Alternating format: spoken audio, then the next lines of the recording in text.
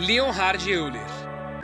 Ele nasceu no dia 15 de abril de 1707, na Basileia, Suíça. Ele era filho de um pastor protestante, cresceu em um ambiente religioso, e o pai dele estudou com Jacob Bernoulli, introduziu ele à matemática ainda na infância. Aos 13 anos, ele ingressou na Universidade da Basileia. Aí você está se perguntando, como uma criança de 13 anos ingressou na universidade? E eu te pergunto, como é que eu vou saber? Mas enfim, voltando ao tema do vídeo, ele estudou com Johann Bernoulli. E você deve estar se perguntando, eles são parentes ou algo do tipo, no caso o Jacob e o Johann? Sim, eles eram irmãos. Mas vamos dizer que o foco agora é Johann Bernoulli. Ele rapidamente reconheceu o talento que aquele menino de 13 anos tinha. Não, contexto, cara! E podemos dizer que realmente não era um talento comum. Aos 16, ele já era mestre em filosofia. Tem gente com 40 anos que não conseguiu fazer a mesma coisa que esse guri fez aos 16. Em 1727, ele se mudou para São Petersburgo, lá na Rússia, a convite da Academia de Ciências de lá. Naquele local, ele iniciou uma carreira brilhante, publicando centenas de artigos e livros. Em 1741, foi para Berlim, a convite de Frederico II da Prússia, onde permaneceu por 25 anos. Após isso, retornou para a Rússia. E vamos falar de novo, não confundir Prússia com Rússia. Tem um P a mais. Ele retornou para a Rússia em 1766, onde continuou trabalhando, mesmo após ficar completamente cego. Ele morreu no dia 18 de setembro de 1783, em São Petersburgo, aos 76 anos. Morreu com uma idade avançada para a época, porque, vamos dizer, a expectativa de vida do pessoal naquela época não era das mais altas. E, para aparecer nesse vídeo, você precisa ter relevância, e ele teve. Ele contribuiu bastante com a notação matemática moderna, onde introduziu símbolos como fx para funções, e como base de logaritmos naturais, i para uma unidade imaginária, o π para a razão entre a circunferência e o diâmetro, e o sigma. Não, eu não vou fazer piada com sigma, obrigado. Esse sigma é para somatório e não para o pessoal sequelado da Red Pill, obrigado. Essas notações são usadas até hoje em todo o mundo. Ele também teve contribuições para funções e análise matemática, onde ele definiu formalmente o conceito de função, desenvolveu a análise infinitesimal com séries infinitas, logaritmos complexos e funções exponenciais, e criou a fórmula de Euler, considerada por muitos a equação mais bela da matemática. Mas peraí, como é que a gente avalia a beleza de uma função ou de uma equação? A gente vai ter um Miss Universo de equações? Vai aparecer, sei lá, uma pessoa segurando um cartaz, tipo aquelas pessoas que não faziam o trabalho e ainda queriam crédito no trabalho, e aí segura o cartaz, apresenta a equação, e aí os jurados vão lá e ver qual que é a mais bonita? É assim que funciona? Sei lá, qual foi o critério de escolha? Eu não entendi. Também tendo participação na teoria dos números, onde ele provou teoremas de Fermat, criou a função totiente com... Bom, eu vou me recusar a falar, só sei que é alguma coisa que está torta e depois um n entre parênteses. E isso contribuiu para a reciprocidade quadrática. Ele desenvolveu a fórmula produto de Euler para funções zeta, conectando números primos e séries infinitas. Também contribuiu para a geometria e topologia. Ele descobriu a fórmula Euler para poliedros, e essa função é a base da topologia moderna. E você acha que acabou? Acaba, pelo amor de Deus! Acaba, pelo amor de Deus! Acaba! Ainda não! Ele também criou a teoria dos grafos, resolveu o problema das 7 pontes de Königsberg, criando a base teórica dos grafos e da topologia.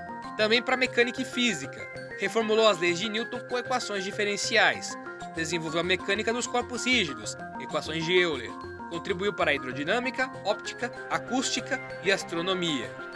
Ele também tem as suas contribuições para a engenharia e aplicações práticas. Criou a teoria das vigas de Euler-Bernoulli. Olha o nome dele de novo aí. Ele trabalhou com resistência de materiais, projetos de navio, hidráulica e cartografia. E essas coisas a gente não tirou do nada. Batman, de onde você tirou esse bate-escudo, hein? De onde você tirou essa... Você tá muito engraçadinho, hein, Robin? Lógico que foi do...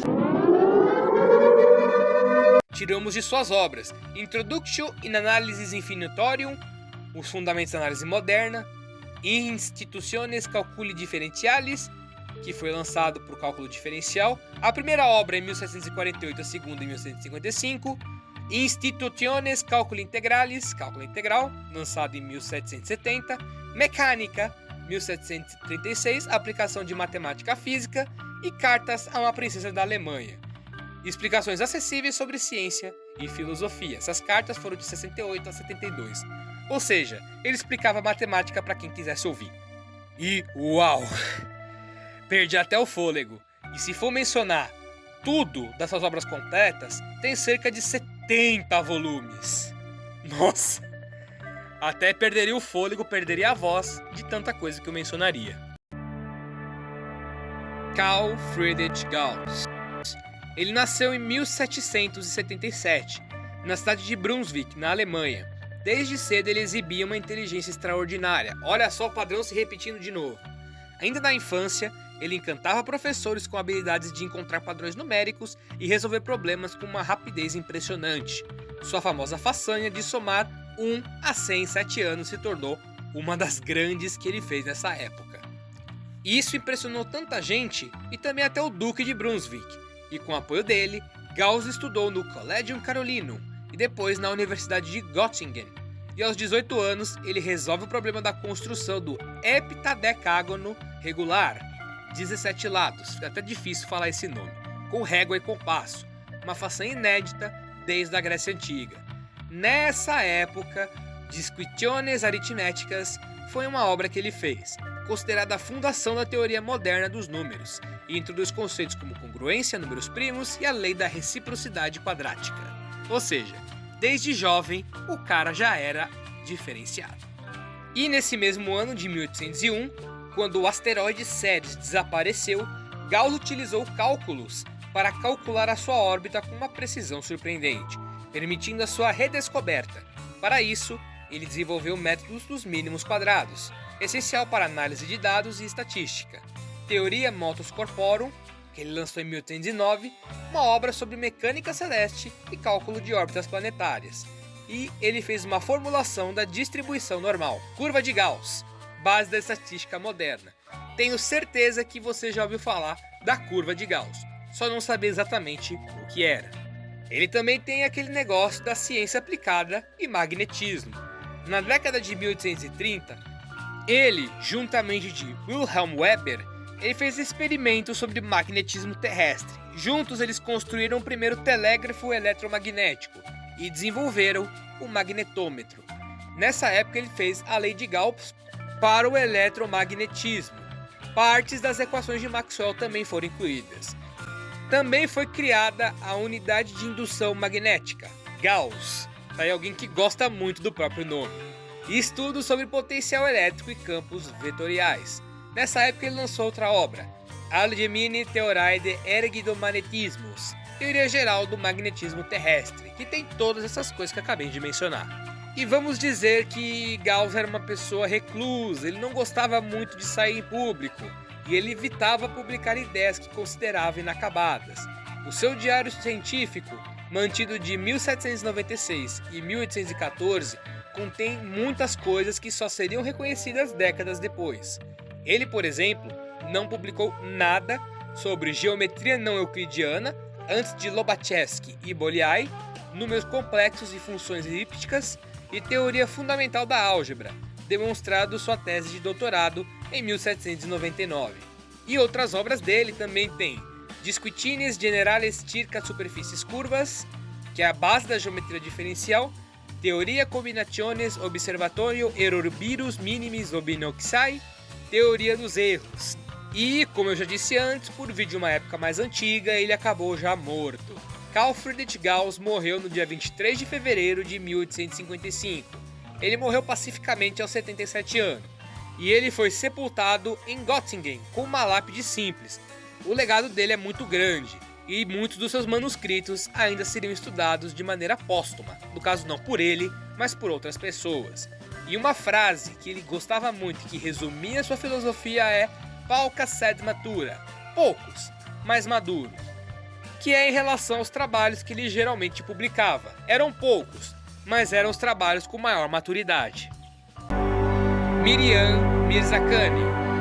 Vamos agora a uma mais contemporânea com a gente. Ela nasceu no dia 12 de maio de 1977, em Teherã, lá no Irã, durante um período de conflitos e transformações sociais.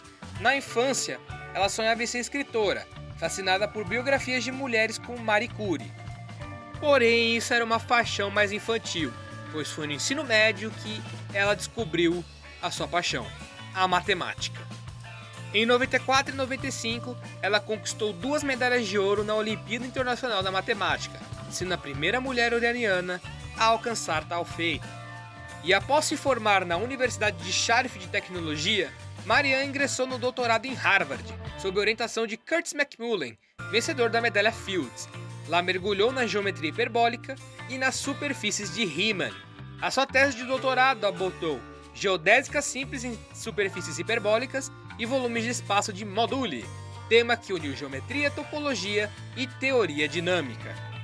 E ela teve grandes contribuições também. Fez contribuições à dinâmica e geometria de superfícies de Riemann, espaços de Teichmüller, teoria ergódica e geometria simplética. Nossa, que nomes difíceis! O trabalho dela revelou padrões surpreendentes em espaços altamente complexos. E ela teve publicações notáveis, como a Will Peterson Volumes in Intersection Theory on the Moduli Spaces of Curves, em 2007, Growth of the Numbers of Simply Closed Geodesics on Hyperbolic Surfaces, 2008, e trabalhos com Alex Skin sobre medidas invariantes em espaços de moduli. Em 2014, Marianne se tornou a primeira mulher e primeira iraniana a receber a medalha Fields por suas contribuições excepcionais à dinâmica e à geometria de superfícies de Riemann e seus espaços de moduli. A premiação ocorreu no Congresso Internacional de Matemáticos em Seul, na Coreia do Sul. Ela dividiu o palco com Arthur Ávila, do Brasil.